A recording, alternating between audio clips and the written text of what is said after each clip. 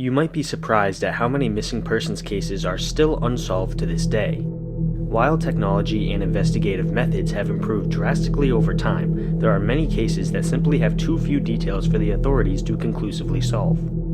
This is only one of many such cases. This is 10-year-old Randy Doyle Parscale Jr. He went missing in 1979. As of 2023, when I'm making this video, he has been missing for 44 years. On Saturday, April 7th of 1979, Randy, his father, uncle, grandfather, and 2 siblings visited Pepper Sauce Canyon in the Santa Catalina Mountains near Oracle, Arizona. Their plan was to go rock collecting as a family. At one point, Randy's grandfather, Walter, became tired and sat down in the shade. Randy and his brother Robert asked if they could go on a hike instead of staying with the adults, which their father agreed to. Their uncle also joined them on the hike. Now, I've never been to the Santa Catalina Mountains before, but according to my research, the terrain is fairly difficult to traverse. The inclines are steep and full of cacti, loose rocks, and shin daggers amongst the brush. At some point during the hike, Robert got several thorns stuck in his foot, so their uncle stopped to help him remove them. Randy did not stop with them, however. Instead, he kept going despite his family yelling at him to stop. There was a bend in their path up ahead, and afterwards, Robert said, quote, "All I can remember is Randy going around that turn and not seeing him again. That really freaked me out." Ever since he ran ahead and passed that bend, Randy has been a missing person. So what happened to Randy?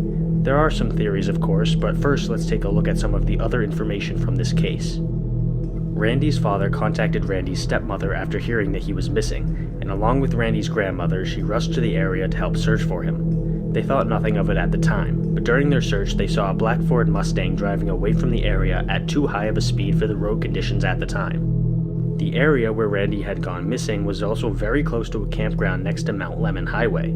Some campers reported that they had seen Randy speaking with the driver of the Mustang, who had camping gear with him. Another witness reported seeing a boy who matched Randy's description at 5:30 p.m. on April 7th, apparently hitchhiking back to the mountain instead of away from it. A rescue squad with about 24 people, some on horseback and with tracking dogs, searched the area for almost 6 days. They searched in caves, old mine shafts, and even performed aerial searches.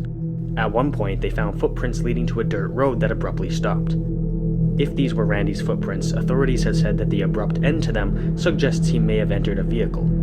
During the search period, temperatures in the canyon dropped as low as 40 degrees Fahrenheit, but eventually it started snowing and the winds rose to upwards of 55 miles per hour, while the temperature dropped all the way to 30 degrees. Specially trained wilderness tracking dogs were used to continue the search, but they found nothing. Their handler reported that if Randy had still been in the canyon, the dogs would have found him without a doubt. After 5.5 days, $50,000, and one of the searchers having a heart attack and dying, the search was called off. Randy's family strongly believed that he had been abducted. The search team would have surely found him if he had still been in the mountains.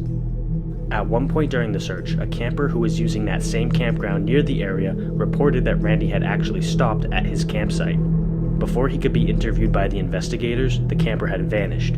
The authorities did have one seemingly crucial lead, however.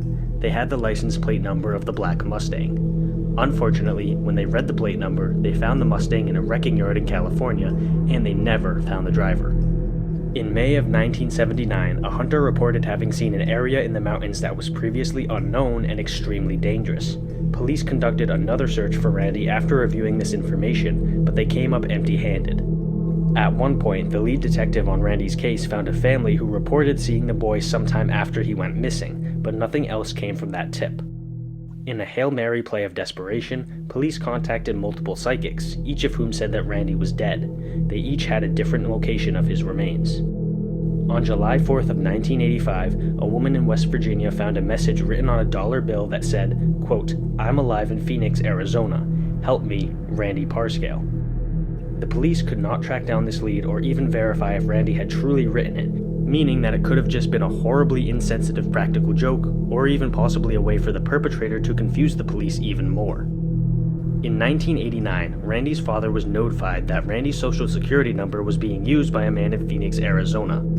The man had been working at a construction site, but when Randy's father investigated, he discovered that the man no longer worked there. Apparently, this man fit Randy's description, but has never been found. That is all the information I currently have about the case. There are several theories on what may have happened that fateful day. One theory suggests that Randy's brother and uncle were not telling the whole truth when they reported the disappearance. While not a popular theory, some people do believe it's suspicious that Randy vanished into thin air such a short distance from where Robert and their uncle stopped walking. Another theory suggests that Randy got lost shortly after losing sight of his brother and uncle and wandered through the mountains until he either died from exposure or was abducted. In my opinion, the abduction theory makes the most sense. With how thoroughly the mountains were searched, it seems unlikely that Randy's disappearance was just an accident. There's also the Black Mustang to consider.